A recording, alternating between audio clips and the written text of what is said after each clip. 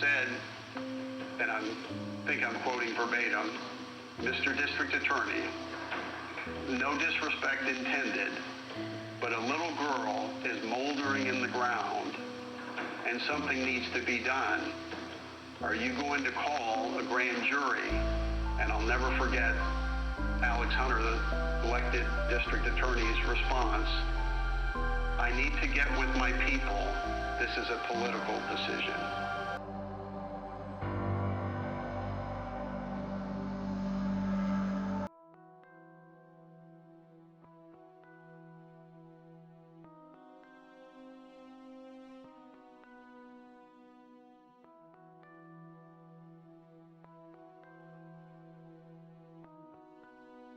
Hi, JONBENET. Hi. Do you want to hold the microphone for me? Sure.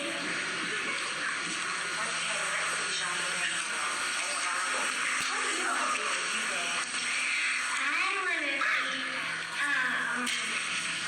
a doctor or a nurse to help people get well. A pediatrician. Thank you so much, JONBENET. Let's give her a big hand.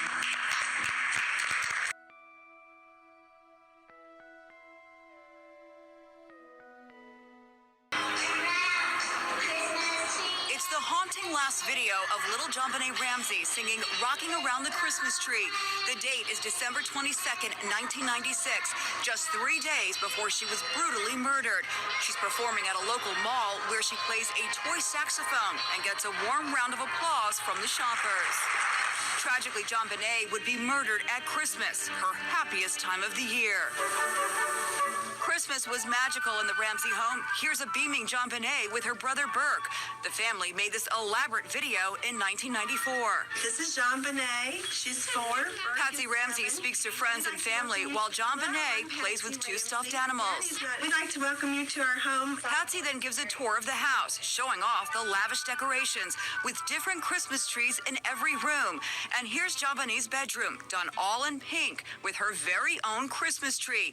This is her stunning playroom. The original built-in cabinet contains JONBENET's collection of Maude Humphrey figurines. The playroom's Christmas tree is right out of a storybook, complete with a collection of whimsical ornaments collected from all around the world. JONBENET's big brother Burke and their father John recently spoke about that tragic Christmas on Dr. Phil. Do you remember what you did that morning? I remember peeking down, and I remember seeing like an electric train and a bike, and I was super excited. Was JONBENET with you? Yeah. Did she peek too? Yeah, I think so. I think she got a big dollhouse. We both got bikes. JONBENET got a doll for Christmas, right? Patsy had sent the doll company a picture of JONBENET, and they made a doll that supposedly looked like her. Patsy saw the doll lying in a box. She said it looked like JONBENET was in a coffin. Made a doll that supposedly looked like her. Patsy saw the doll lying in the box. She said it looked like JONBENET was in a coffin. After JONBENET was put to bed on Christmas night, the Christmas magic turned into a family nightmare. John Ramsey discovered JONBENET's lifeless body in a basement storeroom. He carried her up and placed her in front of the living room Christmas tree, the one seen in this crime scene photograph.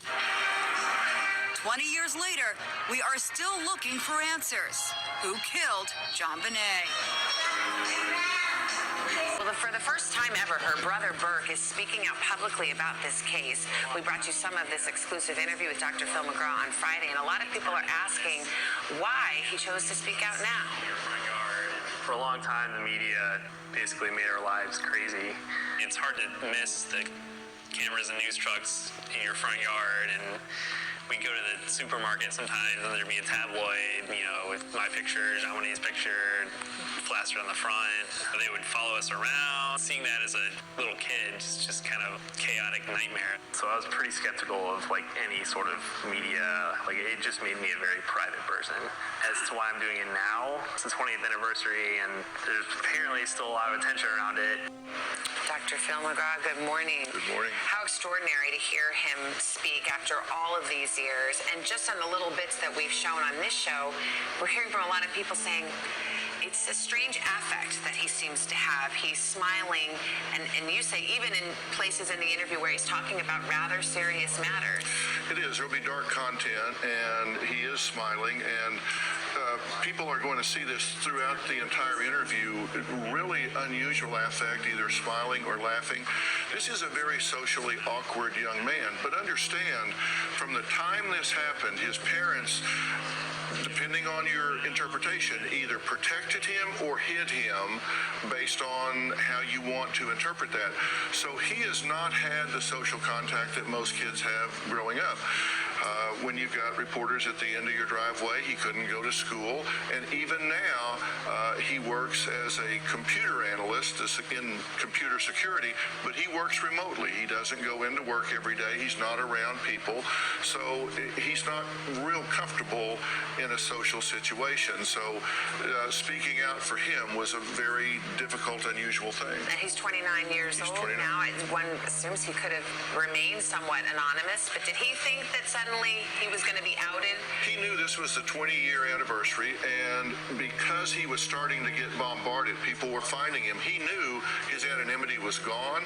He said he wanted to control the narrative. His story was going to get told. He wanted to tell it. This is a comprehensive interview that you do. I want to play another clip from it where he talks about what he remembers from the morning that JonBenet was killed. Let's take a look.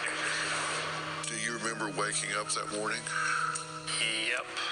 The first thing I remember is my mom first thing in my room, really frantic, saying like, oh my gosh, oh my gosh, oh my gosh, running around my room looking for JonBenet. At that point I was awake. And the next thing I remember is a police officer coming to my room and shining a flashlight. It was still dark when this happened. Yeah, I was just laying there. What time did she come in? Early, I don't remember. Had to be. It was still dark, so it had to be. Yeah. Early. Did she turn on the light when she came in?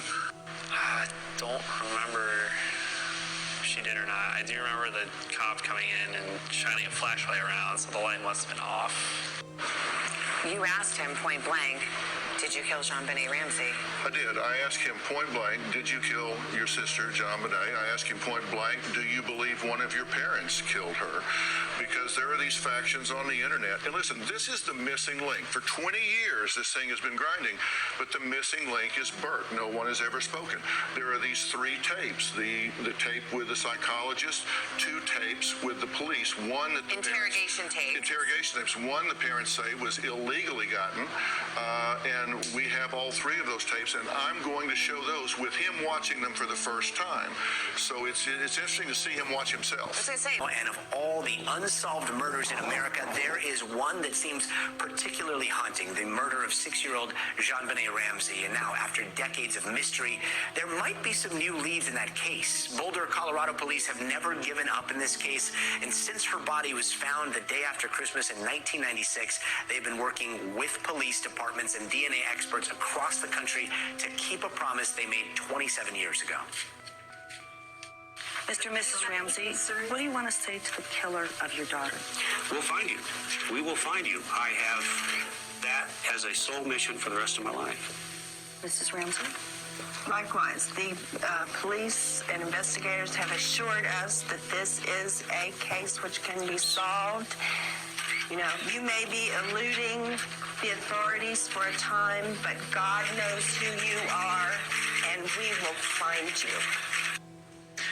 And unlike a lot of other cold cases, DNA testing has always been front and center in the JonBenet Ramsey case. It's eventually what cleared her parents. It could also be the source of these new people of interest. According to the messenger.com, there are several new people on police's radar. And earlier this year, they started to use new DNA technology to test previously unexamined evidence. Now, NBC News has not independently verified the reports, but we did get a statement from JonBenet's father who says, quote, there is new leadership at the Boulder Police Department whom I met with recently, and I am very impressed with their professionalism and commitment to solving my daughter's murder. And joining us now is Jason Jensen. He is a licensed private investigator with a background in the JonBenet case. Jason, welcome. Thanks so much for joining us. I got to ask, what do you make of these new reports? Well, thanks for having me, Gotti. Yes, it's enlightening, and it's a promise that they have kept with the family for all these years. It's nice to see that they're making good on it. given the fact that there were some pieces of evidence that weren't tested, they were waiting for technology to advance to such a level where it wouldn't be consumed and lost forever. So I think we're at that point now where they're going to get some results, and maybe some of the test results will yield new persons of interest, as is being hinted. And those are definitely people that they'll explore. I'm hoping that what they're doing is genetic genealogy, because that has been proven, starting with the Golden State Killer, to be an effective tool in investigating cold cases. People were streaming through that house. They were in the kitchen. They were in the living room. There were some friends of Patsy's that were helping her wipe up the kitchen. There were some friends of Patsy's that were helping her wipe up the kitchen. Could have been fingerprints there. You had friends that were Windexing the sink and washing dishes. And People were making toast in the kitchen. And yes, a kidnapping is a crime scene, but we were so focused on getting JonBenet back. That was the task. what we have learned is that everyone should have been sequestered into an area so that people weren't roaming around the house. And that was a mistake on my part. The reason I didn't is because these people were the Ramsey support system. There was no information at all to indicate the family was involved at that point. It was a crime scene, and it was getting contaminated. The note was being passed around and reviewed by all of their friends. Of all of the evidence left behind, that ransom note is the most baffling. Number one, it is too damn long. A ransom note is not that long. A ransom note says, I have your child, I want $1 million, I'll call you later.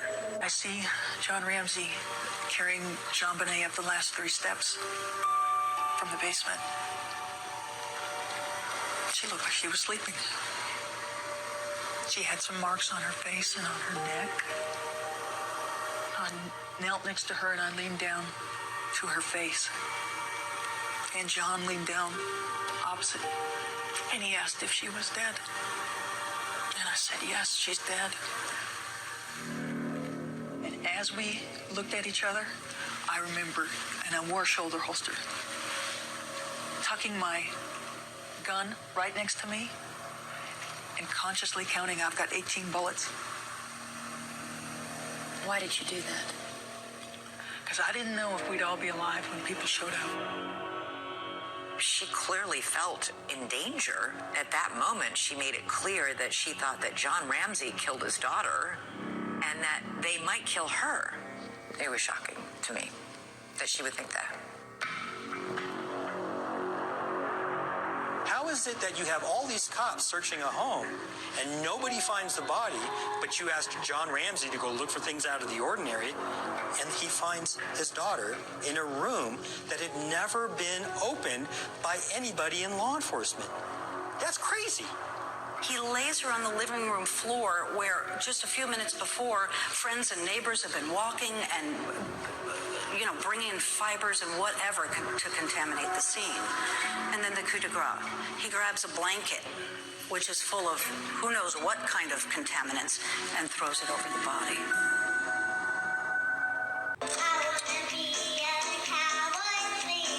She's the adorable little girl whose murder has baffled investigators for the last 25 years.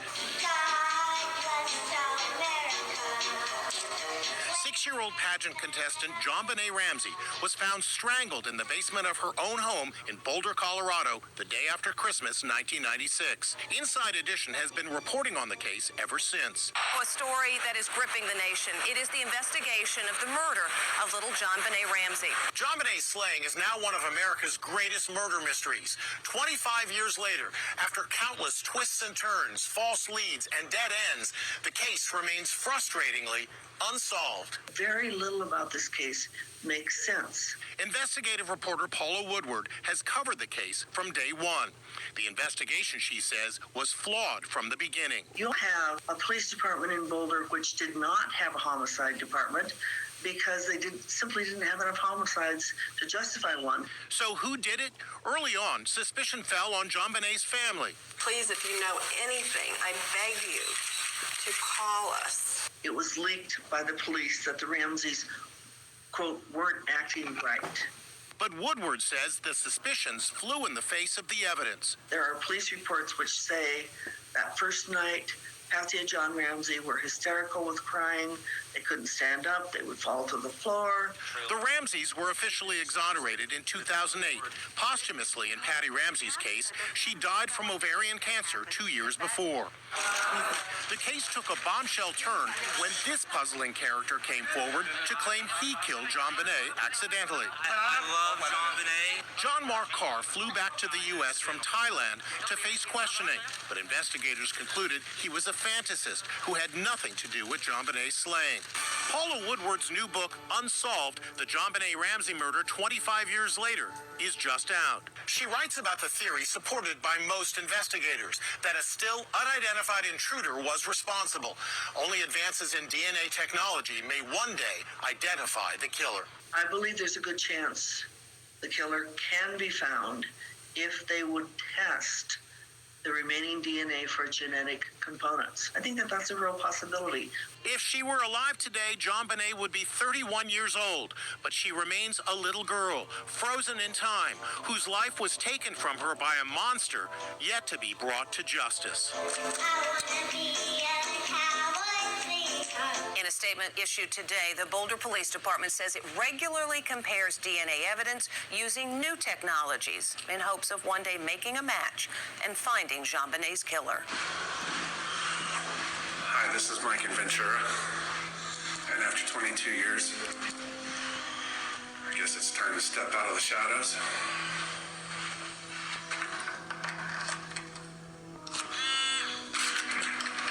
Here I am in beautiful New York City. About ready to go on the Dr. Oz show. It's a real unpleasant subject, and that's why I kept it quiet for 22 years. There's Columbus Square. So here we are in New York City. And taking time from my busy life of music and comedy, and I have to deal with this horrifying topic. Who killed JonBenet Ramsey? Well, I've got the letters with me. I've got several letters. I don't have all of them. I have the confession letters from Gary Oliva, and we're getting ready to go on the Dr. Oz show, who I feel is legitimate, very legitimate media, and a wonderful man. And we're going to put the pressure. The truth is that when you look at the facts, let's look at the facts. Proximity. Gary hung out 3 houses from JonBenet's house. He hung out in the alley drinking alcohol and talked about JonBenet riding her bicycle in the alley. In fact, Gary is a convicted pedophile who's on the run from Oregon from assaulting a 6-year-old girl when JonBenet was killed. In fact, Gary has an extreme obsession with JonBenet. These are all facts. You know, if we look at the facts, you don't have to believe. You just look at the facts, right? Facts. Detectives over the years have told me, Lou Smits, Ollie Gray, they've all said that it's possible that this may not be a DNA case, that evidence was compromised. Well, I spent the last 2 years secretly recording Gary and getting letters and confession letters. It's a real upsetting, really upsetting. And I've got my letters. I'm getting ready to go on the show. And I just wanted to share this with you guys. You think that this is a joke or that this is easy? This isn't easy. This is real life. And this is about, oh, God, it gets me. It's about protecting the children. Gosh. And that's why I'm here. That's why I'm here in New York. I'm sorry to get emotional. The Dr. Oz show does not pay. This is not tabloid. This is not make-believe. This is real life. And I have a social duty. I have a duty to society to report what I know. And I want to thank Dr. Oz for giving me the chance.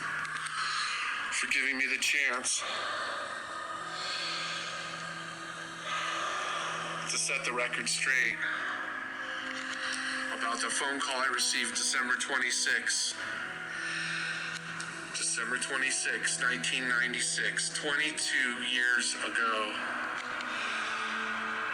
Together, we can solve JONBENET. We can. Now to one of Colorado's most talked about cold cases for a quarter century now, the unsolved murder of 6-year-old JONBENET Ramsey. A new book claims that DNA evidence that would have eliminated JONBENET's family members as suspects was hidden from the public. Fox 31's Talia Cunningham bringing us those new details all new tonight at 9. Talia. Well, Erica, Jeremy, as we know, it's been 26 years since this crime in Boulder and still no solid evidence pointing to a possible suspect. So for years, John and Patsy Ramsey have been put under an umbrella of suspicion when it comes to their daughter's murder, some would say. So a new book alleging DNA evidence eliminates the parents' involvement, but was hidden. JONBENET Ramsey was strangled to death. Her body found in her parents' basement along with a ransom note. Her murder remains a mystery, with several theories on what really happened on December 26th of 1996. Were family members involved, or was the crime committed by an intruder? No one really knows, but Boulder police leading the investigation, and the department's handlings haven't gone without scrutiny over the years. Questions remain about crucial DNA evidence found at the scene and underneath the beauty queen's fingernails. Boulder police decided on the first day that either John or Patsy killed JONBENET. They did not want to stray off of that, and for 26 years, they just ignore evidence that doesn't coincide with what they believe. That's Paula Woodward, a longtime local investigative journalist who's been reporting on the case since it happened, writing 2 books about the murder mystery herself. It's not a new document. It's one that was ignored. Woodward is referring to an unearthed DNA test conducted shortly after JONBENET was killed that she says eliminates the 6-year-old's mother, father, and brother as the possible killer.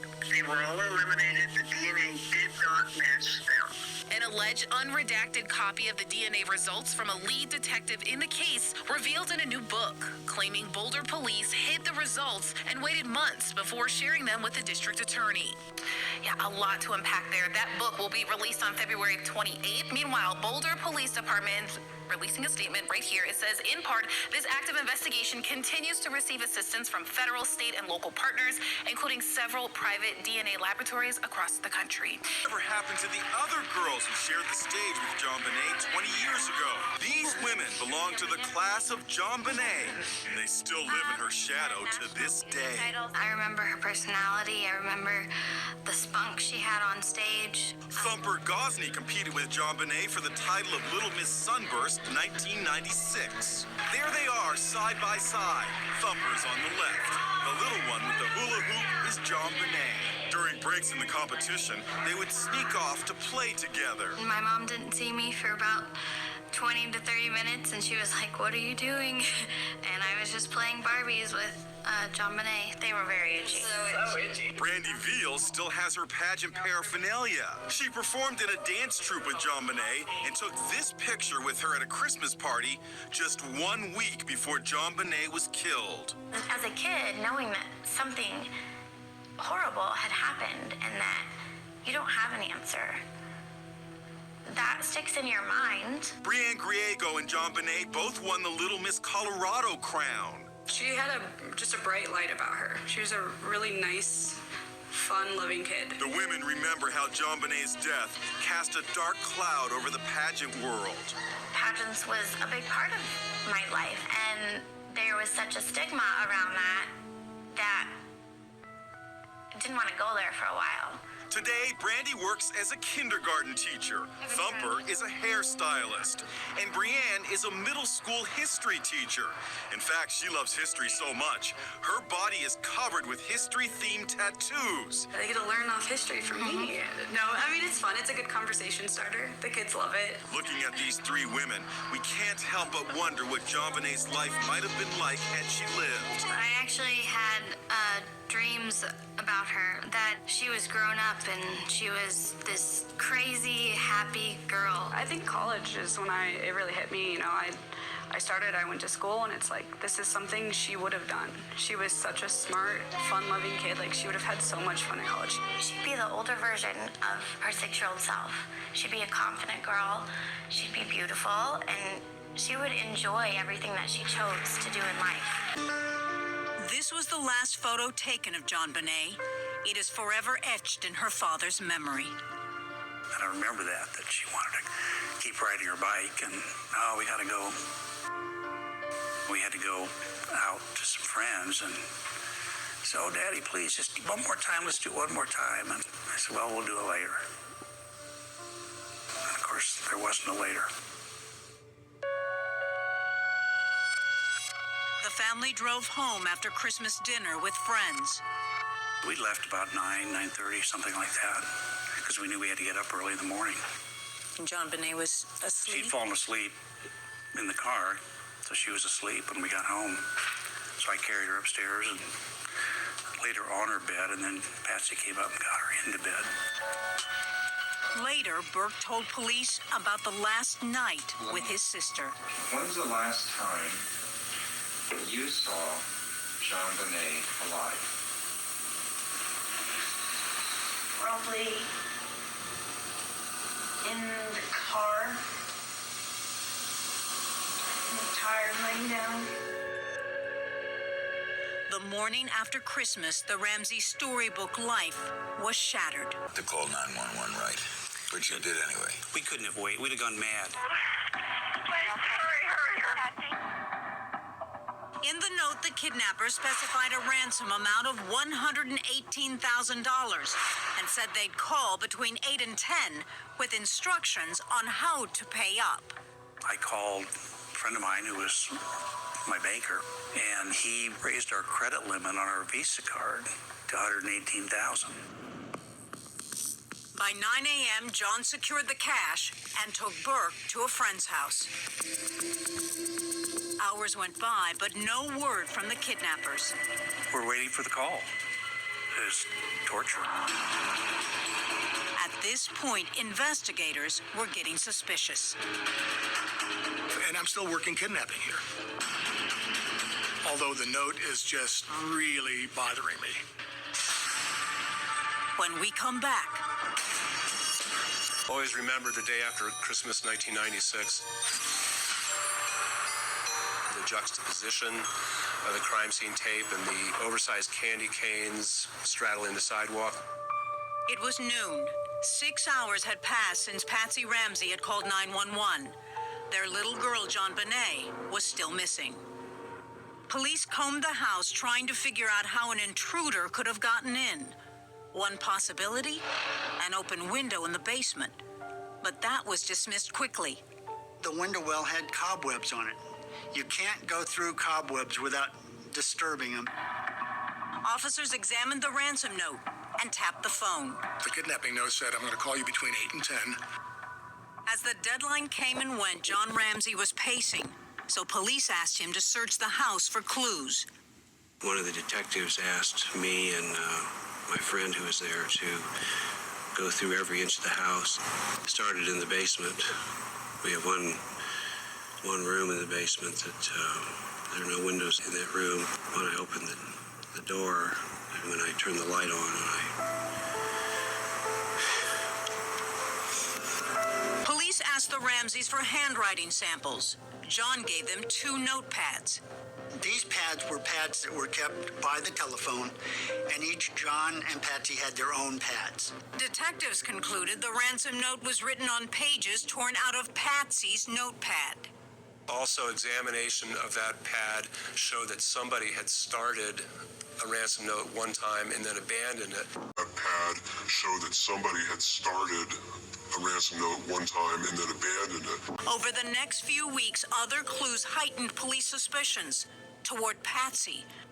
The garrote was fashioned from a paintbrush, which came from Patsy's painting supplies. She was wearing the same outfit she was wearing the night before. There was significance derived by some observers from that fact that Patsy, a former Miss West Virginia, would never be seen wearing the same thing twice. And police accused both the Ramseys of acting peculiar. They never really reacted like parents. If it was my daughter that had been killed, I'd be sitting at the police department every day. There's been so much publicity saying the Ramseys wouldn't talk with police. No, that's total fiction. We talked to them in the home, went down the basement, and talked to them. They kept persisting. We got to take you down to the police station. Talked to them. They kept persisting. We got to take you down to the police station. Instead, the Ramseys both hired attorneys and gave their first interview not to the police, but to CNN. Ramseys both hired attorneys and gave their first interview not to the police, but to CNN. The skull fracture, 8.5 inches long. This was a forceful impact. This was not something that could be done by just normal roughhousing or playing around. Following that impact, the assailant placed a tightly applied ligature around her neck, slowly torturing her. And then when they were through, they pulled that cord very hard and strangled her. The report had another gruesome detail. There were spots of blood on JONBENET's underwear, a possible sign of sexual assault. There are injuries to the genitalia. Typically, a sexual assault of a child like this would result in more profound and significant injuries. Yet rumors floated that John Ramsey sexually abused his daughter. John denied the accusation, and JONBENET's pediatrician refuted the theory of ongoing molestation. Absolutely, categorically, no. I do not think she was sexually abused. The blood in JONBENET's underpants was critical in another way. It did identify a DNA profile. Forensic testing uncovered the DNA of an unknown male. The Ramseys were not a match. Yet detectives zeroed in on Patsy Ramsey. Their speculation? She accidentally killed JONBENET, and John helped cover it up. But what kind of accident would cause Patsy to murder JONBENET? Investigators had a theory. She had a bedwetting problem, a serious bedwetting problem that was ongoing for years. Some believe frustration with JONBENET's bedwetting that night caused Patsy to snap. Or maybe it was something else that set Patsy off. Investigators focused on a curious finding in the autopsy. The small intestine is described as containing fragmented fruit material, which may represent fragments of pineapple. But the Ramseys had said they put JONBENET to bed right after the car ride home and had no memory of her eating pineapple. That became a real contentious point. I said, look, I could say, oh yeah, I forgot I gave her pineapple, but I didn't. That's the truth. Subsequently, both Patsy Ramsey and Burke Ramsey's fingerprints were found on that bowl. That evidence led to another police theory. I'm just wondering if at some point JONBENET came back down to the kitchen, had gotten pineapple out, and Patsy just lost it. After that, it was all cover-up. And police were still suspicious about the ransom note. The Ramseys had submitted multiple handwriting samples. John's definitively was cleared, and I scored a 4.5 out of 5. 5 is definitely no match. There are investigators who say that Patsy Ramsey could not be excluded as an author. It's very subjective. And very credible. His office congregated in a small classroom because we had been suggesting we need a grand jury. People are slamming the doors in our face. We need subpoena power. We need to collect evidence. And I remember leaning against the cinder block wall as your former colleague, Bill Hagmeyer, He used to be my boss, yeah.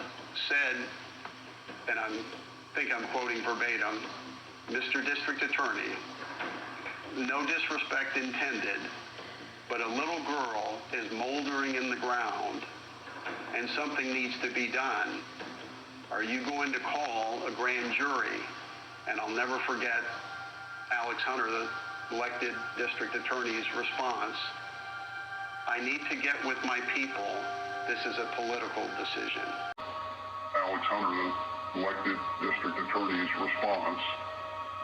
I need to get with my people. This is a political decision. That fooled me and everybody else, and for 14 years, nobody had any idea until a grand juror stepped forward and disclosed, hey, we voted. We voted to indict. Some cases in particular never leave you. How can you look back at this case now 20 years on and not be angry? Everyone forgot about JONBENET. It came about politics and agendas and creating a smokescreen. Why? Welcome to the Ramsey investigation. Why? Welcome to the Ramsey investigation. Perhaps at first I leaned towards the parents doing it. But as I got into the case, I started seeing red flags which started pointing the other way. The case took on a whole new turn. Schmidt found evidence at the crime scene he thought directly pointed away from the Ramseys and to an intruder. First, an open and broken window in the basement. Police had dismissed it when they first searched the house, claiming the window was too small for an adult to fit through. Schmidt begged to differ and made his own demo. It really wasn't that difficult coming in that window. And something else intriguing. John Ramsey had noticed it too. That suitcase doesn't belong there. It looked like it was a step, to get out of the window. There is evidence on top of that suitcase, a very small, tiny, pea-sized piece of glass, which could have come off the shoe of the intruder. Evidence for Schmidt's intruder theory was stacking up. There was a scuff mark down the wall. There was leaves and debris on the floor directly below that open window. Police claimed Schmidt's evidence did not hold up and still pointed to the Ramseys. That window well had cobwebs on it that were undisturbed. This person had to go out without leaving footprints. So was it an intruder or an inside job? A sadistic stranger or a monster at home? In 2008, JONBENET was back in the headlines. New DNA tests have cleared the family of the child beauty queen JONBENET Ramsey. New touch DNA evidence was found by guessing where JONBENET's killer handled her pajama bottoms. Forensic scientist Angela Williamson led the work. Whoever committed this offense must have pulled down her long johns, but then they pulled them back up because she was found dressed. Technicians tested DNA on both sides of the long john's waistband. It's the same DNA. It's the same male that's in the underpants as on the side of the long johns. Tests over a decade apart revealed the same unknown male on two pieces of JONBENET's clothing. This led to one of the most controversial moments in this sensational case. A letter of apology to the Ramseys from the Boulder DA. To come out and say, we definitely conclude that these folks can be exonerated is an inaccurate portrayal of the evidence. Current Boulder DA Stan Garnett says an apology to the Ramseys was inappropriate. It created the impression that the evidence in the case is much clearer than it is. The evidence is very compromised. After a dozen years of being suspects, the entire Ramsey family was officially cleared. The case of JONBENET Ramsey continues to be one of the most high-profile murder mysteries in the nation, and one that still has her family seeking justice and pushing investigators, DNA experts, and government officials to come together and use cutting-edge DNA technology to find answers in this case. There's evidence that's never been tested for DNA, has never been sampled for DNA. And the latest technology needs to be employed. The frustration of searching for his daughter's killer is still painful for John Ramsey, who tells me he is preparing to submit a petition with over 17,000 signatures to Colorado Governor Jared Polis next week to put DNA testing decisions in the hands of a new agency outside the Boulder Police Department. The latest technology exists in the Parabon labs and the Authrums and those really cutting-edge laboratories that are using state-of-the-art techniques to analyze DNA samples. That's where this needs to go. If government officials do not respond after the petition is submitted, Ramsey says he will absolutely seek legal action. Investigative genetic genealogy could be the answer to finally solving this decades-old case that has haunted the family of JONBENET Ramsey, who was just 6 years old when she was found murdered inside her family's Boulder, Colorado home the day after Christmas in 1996. That means that we can detect DNA on things that they never would have imagined. Touch DNA, saliva that was not found previously. So there are new technologies that are able to extract out that DNA from clothing, from rope, from many different types of material that just didn't exist before. Genetic genealogist CeCe Moore telling Fox this week she thinks the case could be solved within hours under certain circumstances if the Boulder police would allow labs like hers to have access to the DNA in the case. It could help track down a family member of a suspect, and that could lead investigators to her killer. We've been doing this the last 4 years. We've been able to help solve, on average, 1 crime per week using this technology. JONBENET's family says they hope keeping the pressure on will bring them the same results. And we're not going to let this case end up in a dusty file cabinet in the Boulder Police Department. That's not acceptable. The Boulder police telling Fox this is still an active and ongoing investigation, and the department meets with multiple entities on a regular basis, including private labs and the FBI. A spokesperson for the Colorado Governor's Office said they have no update at this time. In New York, Laura Engel. I do believe it can be solved. For 26 years, countless people around the world have been fascinated by the murder of JONBENET Ramsey. It just seems like there's something going on all the time. But few people are as personally committed to the case as Cindy Mara, a paralegal at a Colorado Springs law firm, for whom finding JONBENET's killer is a matter of family pride. The only reason that we're doing this is because of my dad. Mara's dad was Lou Smith, a longtime Colorado Springs homicide detective. My dad was my hero. Soon after JONBENET was murdered, Smith came out of retirement to help the Boulder DA's office investigate the case. He left 18 months later, saying he was frustrated that Boulder police would not consider his theory that an intruder killed JONBENET. He just felt that they needed to follow where the evidence was leading, and he did not feel that it was leading to the Ramseys. Smith worked on the case on his own right up until his death in 2010. He worked on that case, I would say, probably 10, 11 hours a day. Mara says on his deathbed, her father asked her to continue his work. That really was his dying wish. And she has granted his wish, assembling a team of about a half dozen people, including 2 of her father's former law enforcement colleagues, to try to solve JONBENET's murder. When my dad was in the hospital, he had given me a name, and he said, just start with this name. He said, write down the name, and he said, start there. For the past few years, Mara and her team have been going through her father's lengthy list of people of interest, getting their DNA. A lot of times it's just following them around, trying to get, a straw. And comparing it to the DNA found on JONBENET's clothes when she was killed. We have not gotten a hit yet. When asked how long she intends to work on the case, Mara says, as long as it takes. We feel such a love for our dad that we want to pursue what was important to him, which was this case. To make it even more of a family affair, Mara's daughter and nephew, Lou Smith's grandchildren, have now joined the team investigating JONBENET's murder. Alex? Yeah, that is incredible. It's well documented how passionate those detectives were all those years ago about solving this murder. Now to see that trickle down to their grandchildren and children, that's incredible. Lou Smith was dedicated to the case, and his daughter is dedicated to her father. Yeah, it could be the most infamous home in Colorado, and this morning it is officially for sale. So the home that once belonged belonged to JONBENET Ramsey's family has been listed for nearly $7 million. The house is on 15th Street in Boulder. Seen here in 1996, it was listed earlier this week for $6.95 million, according to real estate records. It's described as a 1920s Tudor estate surrounded by luxury homes. The last time it listed for sale was 2014, but no one bought it. The last time it sold was nearly 20 years ago. 6-year-old JONBENET Ramsey was found dead in the basement of the home on December 26, 1996. The street address has been changed since It would be hard to buy that house without thinking about it. It would. And if you've been by the house, they've boarded up the basement because of that. But you're buying a piece of haunted history. Yeah, tough history. You're buying a piece of haunted history. Oh, yeah, tough history.